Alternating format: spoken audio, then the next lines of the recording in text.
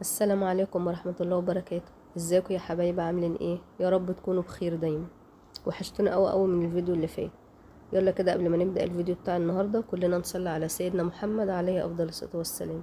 النهاردة بقى كنت بعمل اجنحة، بسلقها الاول وبعدين بحمرها بتتبيلة حلوة. دي طريقتي الخاصة، هتطلع ان شاء الله مقرمشة معاكم وهتدعولي بجد. جربوها يعني مش هتندموا.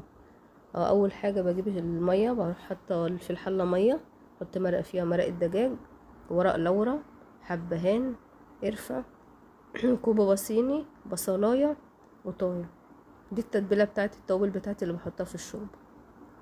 هنا قدامي هي بدات تغلي، مش قادره اقول لكم بقى على ريحتها تحفه. اللي حطي المجموعه اللي انا قلت لك عليها دي، وبالذات القرنفل حلو جدا، بيخلي ريحه الشوربه تحفه، بتقلب الشقه بجد، بتبقى الشقه كلها ريحتها شوربه.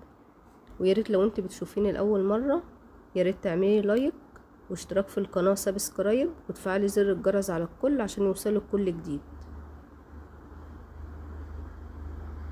هو شايفين؟ مش عايزه اقول لكم بقى على ريحه الحبهان تحفه.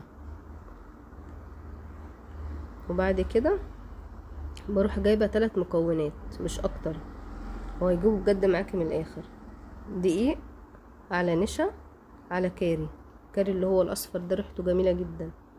عايزه اقول لكم بقى ان النشا بيخلي الفراخ مقرمشه قوي، يعني اي حاجه بتحمريها تحط لها بس معلقه او معلقتين نشا صغيرين، بتفرق معاكي في القرمشه، تبقى طعمها جميل قوي. والكاري طبعا مش محتاجين ان انا اقول لكم، بيدي ريحه حلوه وبيدي لون حلو قوي للفراخ، بيخلي لونها كده اصفر غامق، بيخليها جميل، ولونها وريحتها حلوين قوي. يا ريت بقى تشجعوني باللايك وبالتعليقات الحلوه، بفرح بها جدا التعليقات بتاعتكم، بفرح بها جدا. وتعملي اشتراك في القناه وتفعلي زر الجرس عشان يوصلك كل جديد. اهو شايفين بدأ لونها يعمل ايه، بدأ لونها يصفر ويبقى جميل ازاي. وده الشكل النهائي بقى بتاعها. ان شاء الله جربوها وهتعجبكم، مش هتندموا، هتلاقوا حاجه مقرمشه وجميله جدا. يا رب الفيديو يكون عجبكم، واشوفكم على فيديو جديد ان شاء الله على خير، والسلام.